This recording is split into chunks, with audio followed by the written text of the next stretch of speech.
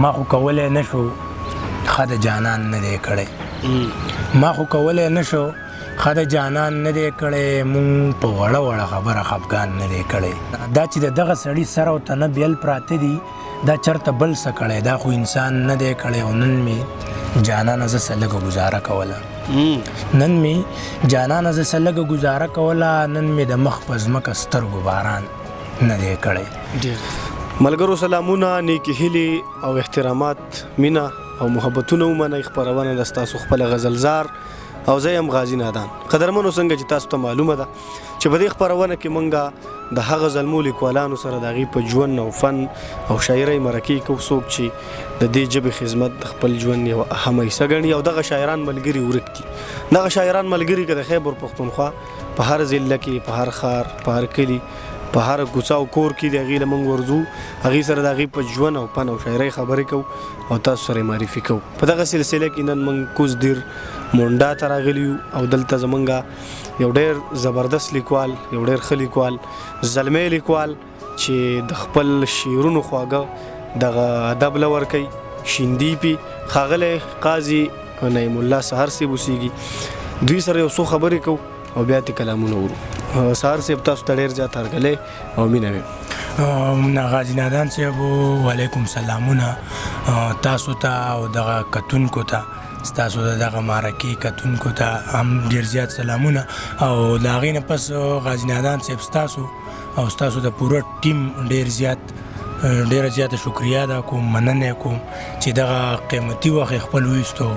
زما خواله راغله نو ډېره زیاته مننه مو کوم خوشحاله اوسئ سهار صاحب که زمونږ دغه ملګرو سره تاسو خپل ځان معرفي کو نو ډېره زیاته مننه وایي مننه نادان صاحب نعیم الله سهار مې نوم دی پوره او د مونډا اوسیدونکی یم د شرنګل یونیورسټۍ نه فارمیسي کوم ډاکټر فارمیسي نهم سمستر سټوډنټ یم دغه مې نور څه داسې ډېر دغه تعارف خو مې نشته دغه مې لنډ شان تعارف دی نو ډېره مننه صحیح ده سهار صاحب کومه وخت و چې تاسو ته دغه پته ولګېده چې یاره نعیم صاحب کې دننه یو سهار دی یو لیکوال دی دا تقریبا 2009 یا 2008 په دې کې ما ته پته ولګېده کله کله به زما خواته یو ملګری اوسېږي سید روان مجبور صاحب د هغه سره به ناست وم د هغه شاعر و پخوا نه به یې کوله ما به کله کله شعر لیکو خو بیا مې داسې ډېر دغه مې نه و د لیکلو هغه دغه مې نه و بیا وروسته چې راته دغه وشو نو ما بیا مې لیکل شروع کړه ښه باقاعده او غزل به مې لیکو کله کله به مې نظم ولیکو نو دا څیزونه به مې لیکل تر دې حده م راورسول لګیا یو مخکې به هم دغه کار جاري ساتو چې څومره زموږ نه کېږي دا به کوو انشاءالله صحیح ده سهار صاحب څه فکر کوئ چې دغه لیکل چې تاسو کومه کړي دغه به د یو کتاب مواد دي که نه او د کتاب مواد خو به تقریبا وي اندازه داسې ده چې به پوره به شي د کتاب دپاره خو په حاضر وخت کې ورته څه اراده نه لرم نو کیدای شي را روانو کلونو کې کتاب چاپ کوم ځکه چې چاپ کوو خو بیا سم چاپ کوو خو یو څو کاله لیټ ځکه چې دلته کې اوس دا سبقونه هم دي نو دا چې رانه پاتې کېږي د هغې سره نو هغه ډېر کار زیار غواړي وخت غواړي نو هغې له ټیم ورکول غواړي نو ګورو چې را روان مخکې کلونو کې انشاءالله چاپ کړو کتاب صحیح ده سهار صاحب هسې خو د خلکو ډېر استادان دي د هغې نه د هغې ژوند زده کوي د هغې نه هغې دغه لارې چارې زده کوي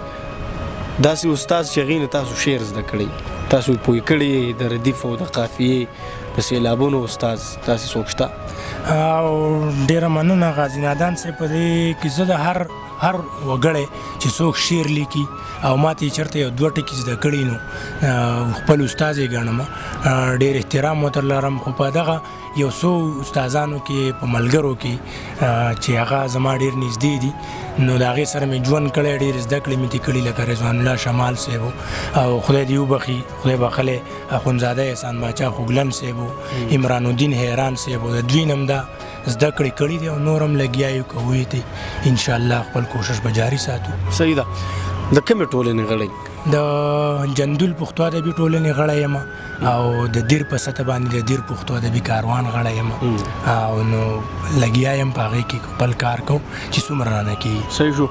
ډېره زیاته مننه، ډېر ښایسته معلومات تاسو د خپل ځان په اړه راکړه. سهار صاحب ملګري د شعر سره ډېر زیاته مینه کوي، نو که زمونږ د مینوالو ته مو څه کلامونه ډالۍ که ارشاد صاحب هم ناست دی د هغې په خوښه به مو غزل اورو، نو ډېره زیاته مننه به. مننه نادان صاحب، اول به یو څو شعر ووایم نو بیا به مخکې یو څو غزلې ووایم. ارشاد صاحب هم غوښتنه کړې ده د هغه په خوښه به یو غزل ووایم، خو یو څو شعره چې په کومه ورځ چې یاده کړم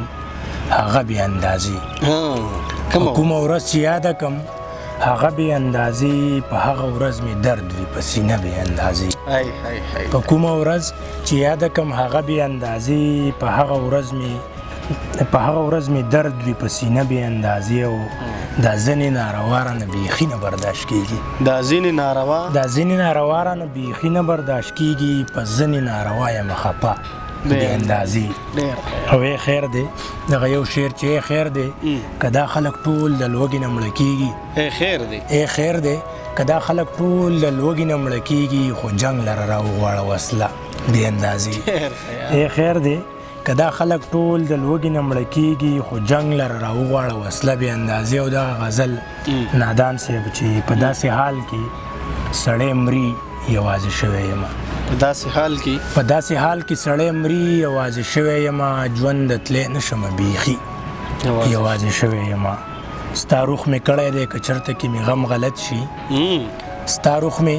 کړی دی که چېرته کې مې غم غلط شي، یو جام راواچوه ساقي یوازې شوی یم. ډېر ښه. ستا روح مې کړی دی، مننه، ستا روح مې کړی دی که چېرته کې مې غم غلط شي، یو جام راواچوه ساقي یوازې شوی یم، او د روغو خلکو سره ژوند زمانه پاتې واخله، د روغو خلکو سره ژوند زمانه پاتې واخله، زم چرته ګورم لیونی یوازې شوی یم. او پیره چې اوس مې دا ځانمرګې تنهایي ختمه شي، پیره چې اوس مې دا ځانمرګې تنهایي ختمه شي، که څه تعویض درله درځي یوازې شوی یم. مننه. پیره چې اوس مې دا ځانمرګې تنهایي ختمه شي، که څه تعویض درله درځي یوازې شوی یم. او مخکې تلی هم نشم او وروستو تلی امکان نه لري، مخکې تلی هم نشم او وروستو تلی امکان نه لري، په لار کې پریښی یو سړي یوازې شوی یم. او سهاره ما خو د جنون تر حده وس کړی دی، سهاره ما خو د جنون تر حده وس کړی دی، خو هغې پریښې د یاري یوازې شوی یم. بل یو غزل درته وایم چې زما د خوا نه نه تله په ما ګرانو پښتانه، زما د خوا نه نه تله په ما ګرانو پښتانه، یادونه دي زما د ژوند یارانو پښتانه، ډېر ښه. زما د خوا نه نه تله په ما ګرانو پښتانه، یادونه دي زما د ژوند یارانو پښتانه، د ژوند ورته بلا خلکو صحیح ترجمه وکړه، د ژوند ورته بلا خلکو صحیح ترجمه وکړه، خو بیا هم په کږه لاره روانو پښتانه. غمونو دي دا تیر کال په خوبونو پوهه نه کړم، غمونو دي دا تیر کال په خوبونو پوهه نه کړم، سره هم پکې نه و ستا په شانو پښتانه وو، سکرونه وو ګوره په یو بل یې ډزې وکړې. نادان صاحب د شعر سکرونه وو ګوره په یو بل یې ډزې وکړې، په دغه ټوټه ځمکه باندې ورانو پښتانه وو، سکرونه وو ګوره په یو بل یې ډزې وکړې، په دغه ټوټه ځمکه باندې ورانو پښتانه وو. او بیګا په خوب کې تلی وم هغوی هم په بد حالو، بیګا په خوب کې تلی وم هغوی هم په بد حالو، جړل یې په پیریانو کې پیریانو پښتانه وو. او سهاره هغه ژوند دومره چیړلي وو چې تنګ وو، سهاره مرګ یې خوښ په ارمانو پښتانه وو. ډېر ښه. مننه. دغه یو بل غزل چې زړه نه مې وویستو د مخکې په شان پاتې نه شو، زړه نه مې وویستو د مخکې په شان پاتې نه شو، جانان جانانو دا منم خو جانان پاتې نه شو، زړه نه مې وویستو د مخکې په شان پاتې نه شو، جانان جانانو دا منم خو جانان پاتې نه شو. انسان اغوستي د وحشیانو زناورو جامې، انسان اغوستي د وحشیانو زناورو جامې، ځمکه په وینو سره د امن و امان پاتې نه شو. انسان اغوستي د وحشیانو زناورو جامې، ځمکه په وینو سره ده امن و امان پاتې نشو او تا زه برباد غوښتم جوش و زه برباد دې کړم تازه برباد غوښتم تا زه برباد غوښتم جوش و زه برباد دې کړم ښه د پوره شو چې په زړه دې ارمان پاتې نشو ډېر ښه تا زه برباد غوښتم جوش و زه برباد دې کړم ښه د پوره شزا په زړه دې ارمان پاتې نشو دروغ دوکه پریب کوه زندگی ښه تېرېږي دروغ دوکه پریب کوه زندگی ښه تېرېږي جوړې په خلکو کې ذره هم ایمان پاتې نشو دروغ مننه دروغ دوکه پریب کوه زندگی ښه تېرېږي جوړې په خلکو کې ذره هم ایمان پاتې نشو منم چې ان الله ما صابرین ښه دی خو منم چې ان الله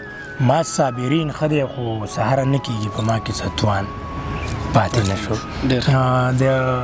ارشاد په غوښتنه باندې دغه غزل چې ما خو کولی نه شو ښه د جانان نه دی کړی ما خو کولی نه شو ښه د جانان نه دی کړی مونږ په وړه وړه خبره خفګان نه دی کړی دا چې د دغه سړي سره او تنه بیل پراته دي دا چې